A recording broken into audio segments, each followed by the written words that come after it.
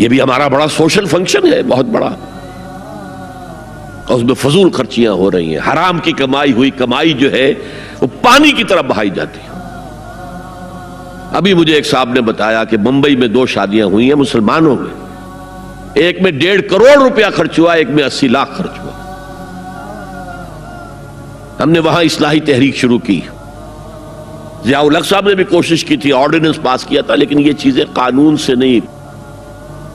آپ کہیں کہ کسی دعوت میں 50 سے زیادہ مہمان نہیں آئیں گے، وہ 100 آ گئے تو زیادہ زیادہ یہ ہوگا پولیس والوں کو رشوت کا کھاتا کھل گیا، جو یہ پیسے لے جائیے صاحب۔ کبھی کبھی وہ پکی پکائی دیگیں لے جا کے اپنے تھانے میں بیٹھ کے کھاتے تھے، لیکن قانون سے نہیں بدلتا مزاج۔ ہم نے کیا طے کیا؟ دیکھو یہ ہے چٹان کی بنیاد۔ آپ کو بڑی اونچی بلڈنگ بنانی ہو تو دیکھنا پڑتا ہے چٹان نیچے بنیاد زمین کیسی ہے۔ تو بنیاد کیا ہے؟ آپ سادگی کرو سادگی کرو سادگی کرو، یہ واسطہ بے معنی ہے بالکل، اس لیے کہ غریب کی سادگی کچھ اور ہے، امیر کی سادگی کچھ اور ہے، سادگی کے ایک معنی تو نہیں ہے۔ لہذا کوئی جو ہے راک فاؤنڈیشن وہ تلاش کی جائے، وہ ہم نے کی تلاش۔ جو تقریب حضور سے صحابہ سے ثابت ہے ضرور کرو ضرور کرو ضرور کرو، عضوا علیہا بالنواجذ، اپنے دانتوں سے پکڑ لو اس کو۔ اور جو تقریب ثابت نہیں حضور سے اور صحابہ سے، یقیناً یہ کہیں باہر سے آئی ہے۔ یا تو ہمارا خاندانی پس منظر جو ہے اکثر تو ہندوؤں سے مسلمان ہوئے، وہ سادات ہوں، صدیقی ہوں، فاروقی ہوں، عثمانی ہوں، وہی ہے نا جو باہر سے آئے تھے، باقی تو اکثریت یہیں سے، وہ اپنا ہندوانہ پس منظر لے کر آئے۔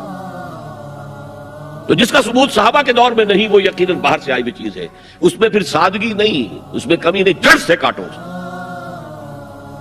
اس بنیاد پر ہم نے 5 فیصلے کیے، ذرا سن لیجئے آپ بھی، اگر آپ کوئی سوشل ورک کرنا چاہیں اس کو عام کریں۔ نمبر 1، نکاح مسجد میں۔ حدیث موجود ہے ترمذی شریف کی روایت، اعلنوا ھذا النکاح واجعلوہ فی المساجد، نکاح کا اعلان عام کیا کرو، مسجدوں میں منعقد کیا کرو۔ میں حیران ہوتا ہوں کیوں نہیں علماء کرام نے اس کی طرف توجہ دلائی؟ حدیث ہے۔ ہاں میں مانتا ہوں ان کا کہنا یہ ہے کہ یہ یہاں جو امر ہے کہ مسجد میں منعقد کرو، یہ امر وجوب کے لیے نہیں ہے، استحباب کے لیے، مستحب ہے یہ کہ مسجد میں۔ تو بھائی مستحب کیوں چھوڑ رہے ہو تم؟ اس لیے چھوڑنا پڑتا ہے، مولوی بیچارے کی حیثیت ہے ہی نہیں معاشرے میں کہ وہ کہے جناب یہاں آئیے میرے پاس، میں نہیں آؤں گا آپ کے گھر نکاح پڑھانے کے لیے۔ وہ اپنا رجسٹر بغل میں دبائے بیٹھا سوکھتا رہتا ہے۔ وہ تو آنی تھی بارات عصر کے وقت، مغرب بھی جا رہی، آئی نہیں، وہ بیٹھا غریب۔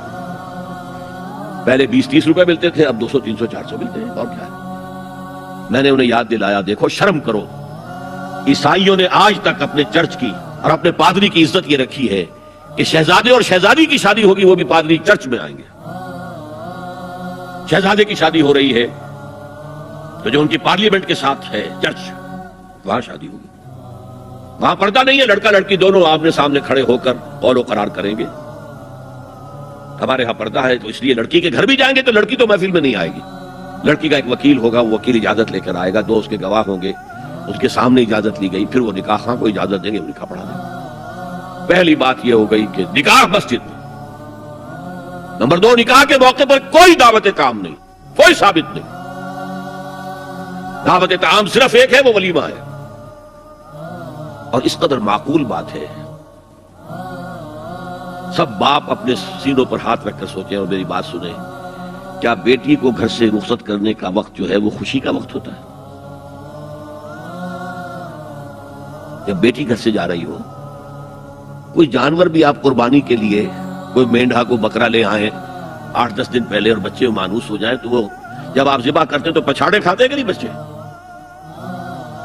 اور یہ لخت جگر ہے، نور چشم ہے، 18 20 22 برس گھر میں رہی ہے، وہ جا رہی ہے، خوشی نہیں ہے ماں، صرف یہ ہوتا ہے سائی آف ریلیف کہ ایک ذمہ داری کا بوجھ تھا، اللہ نے آج پورا کرا دیا، اتروا دیا بوجھ۔ پھر بھی اندیشہ ہوتا ہے، پتہ نہیں مزاج ملے نہ ملے، نئے ماحول میں جا رہی ہے، وہاں جا کر ایڈجسٹ ہو یا نہ ہو، اندیشے پھر بھی ہوتے ہیں۔ تو ان سے مرغ پلاؤ کھانا اور متنجن کھانا کوئی معقول بات نہیں ہے۔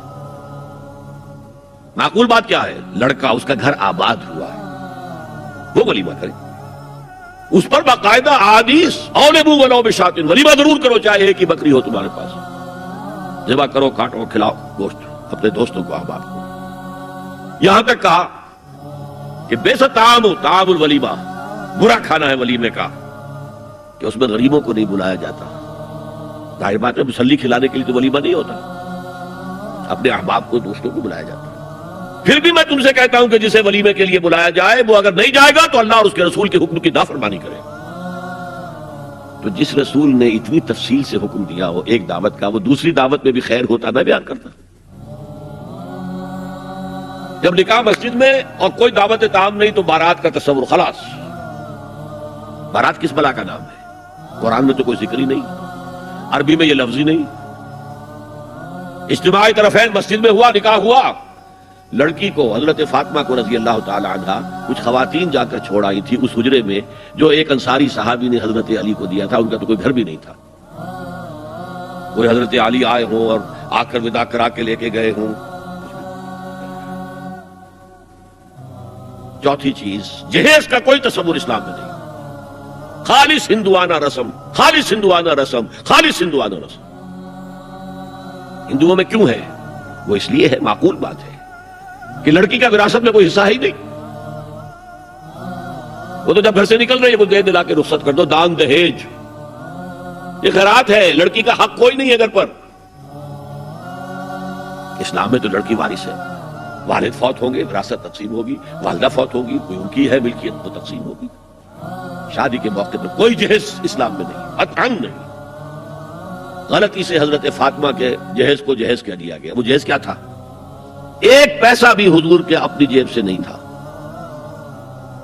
اس شادی میں خاص بات کیا تھی کہ دولہا کے ولی بھی حضور ہی ہے، اور کون ہے؟ علی کا کون تھا مدینے میں، اور دلہن کے والد بھی حضور ہے۔ اب حضور پوچھتے ہیں حضرت علی سے، تمہارے پاس مہر دینے کے لیے کچھ ہے؟ عرض کیا میرے پاس تو کچھ نہیں ہے۔ وہ فقراء صحابہ میں سے تھے۔ فرمایا مہر تو دینا ہے، تمہارے پاس ایک زرہ ہوتی تھی؟ جی ہاں زرہ تو ہے۔ انہوں نے یہ سمجھا زرہ تو جہاد کے لیے ہے، کوئی دولت تو نہیں ہے۔ فرمایا جاؤ اسے بیچو یا گروی رکھ کے قرض لے کر آؤ۔ وہ گئے، حضرت عثمان نے خرید لی اور کچھ دنوں کے بعد واپس کر دی ہدیۃً، یہ زرہ میں ہدیہ آپ کو کر رہا ہوں۔ اس وقت اگر کہتے چھوڑو علی، کہاں لو میں پیسے دے دیتا ہوں تمہیں، تو ان کی طبیعت پر بار ہوتا۔ اس پیسے سے حضور نے کچھ پیسے گھر بھیجے، اندر دلہن کو ذرا تیار کر دو، اور کچھ پیسوں سے وہ ایک گدا جس میں کھجور کی کھال بھری ہوئی تھی، اور 2 تکیے جس میں کھجور کی کھال بھری ہوئی تھی، ایک مشکیزہ، کنویں سے پانی تو لانا ہی ہے نا، ایک چکی، جو ہو یا گیہوں ہو پیسنا تو ہے نا، کوئی 1-2 برتن اور، اللہ اللہ خیر صلی اللہ، یہ تھا جسے جہیز کہتے ہیں، جس میں ایک پیسہ بھی حضور کا شامل نہیں ہے۔ وہ حضرت فاطمہ کا مہر تھا جسے بنایا گیا، ورنہ مدینے ہی میں دوسری آپ کی صاحبزادی کا نکاح حضرت عثمان سے بھی ہوا، کہیں ذکر ہے جہیز کا؟ حضرت عثمان کا گھر بھرا ہوا، ہر چیزیں موجود، وہاں تو جہیز کا تذکرہ نہیں۔ بہرحال یہ شادی کو آسان کرو، زنا کو مشکل بناؤ۔